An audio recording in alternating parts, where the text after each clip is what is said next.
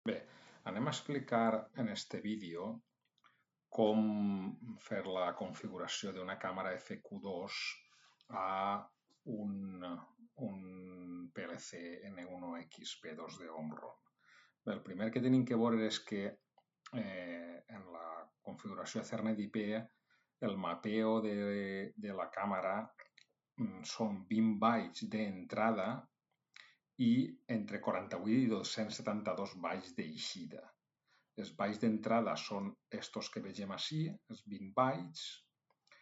De tots ells, el més important podríem dir que és el bit de trigger o de dispar de la càmera, si ho tenim explicat, i els bytes d'eixida, en aquest cas, serien aquestes 8 primeres paraules que mos contesta la càmera, i després els datos importants són estos, data 0, data 1, que és on llegirem els valors que volem extraure de la càmera, com poden ser les coordenades X, Y, l'angle, el juicio, la correlació, etc.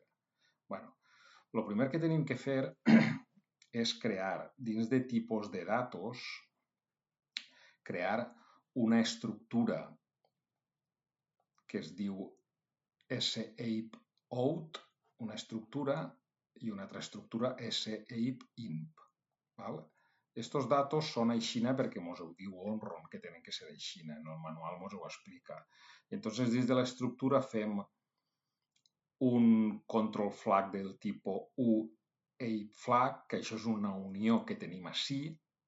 Primer creem la unió, que conté un array de 32 booleanos i un deword. Per tant, creem una variable control flag del tipus de la unió que hem dit, un command code doble word, un din command, tot això, ho creem tot això. Això ho tenim així, si vegem així podem veure la correlació entre estos bytes, command code, paràmetre 1, paràmetre 2, tot això, i la correlació esta. Creem esta estructura.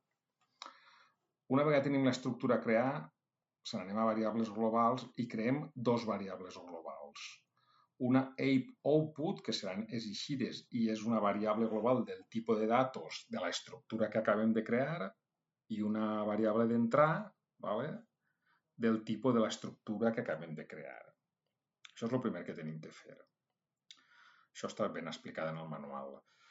A continuació, se n'anem a la configuració, herramientes configuració de Ethernet IP, tenim el nostre autòmata configurat, botó dret d'editar, i anem a configurar la xarxa Ethernet IP. El primer que tenim que fer des de la caja d'herramientes és afegir la càmera. En aquest cas el tinc en la IP 192.168.250.90. I és una FQ Series i1. En principi no fa falta afegir el fitxer EDS perquè ja està inclòs. Si ens farà falta el podríem afegir. Afegisc i ja tinc la càmera configurada, inclosa en el meu projecte. Si volguera des d'ací, si volguera... res, no dic res. Ja la tinc ahí. Així tenim un conjunt d'etiquetes. El primer que vaig a fer és fer un registrar todo i va agarrar-me les variables globals que acabe de crear, que són 48 bytes d'entrar, 20 bytes d'eixida. Recordem, 20 bytes d'eixida, això són entrades en la càmera, 20 bytes d'entrar en la càmera, que són eixides en l'autòmata.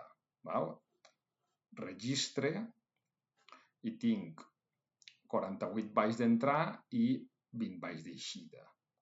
Molt bé. A continuació me'n vaig a connexions, i arrastre la càmera. Molt bé. I així vaig a configurar-li la variable o el número d'instància, que això també està en el manual, així hauria que crear-li un 101, i així un 100. I automàticament el tamany dels bytes més crea ell, perquè ja sap que són 48 i 20, i li afegeix ara les variables globals que tenia creades. D'esta manera ja tindré la configuració de la xarxa Ethernet IP entre la càmera i el PLC. Bàsicament ara hi hauria que fer el programa. Per exemple, si vull disparar, si vull fer un disparo, doncs així tinc en un bit, dispare i ataque al bit EIP output control flag F1, que estaria parlant d'este bit. El control flag F1 és el bit número 1. El bit número 1. Si volguera llegir, per exemple, el primer dato, per exemple, en EIP input output data 0, d'ací llisc el primer dato que em torna la càmera, que estic parlant d'esta àrea de memòria. Les eixides de la càmera estaria parlant d'eixe data 0. Això.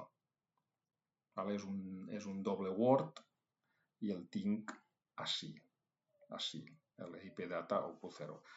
En un següent vídeo explicarem com configurar la càmera.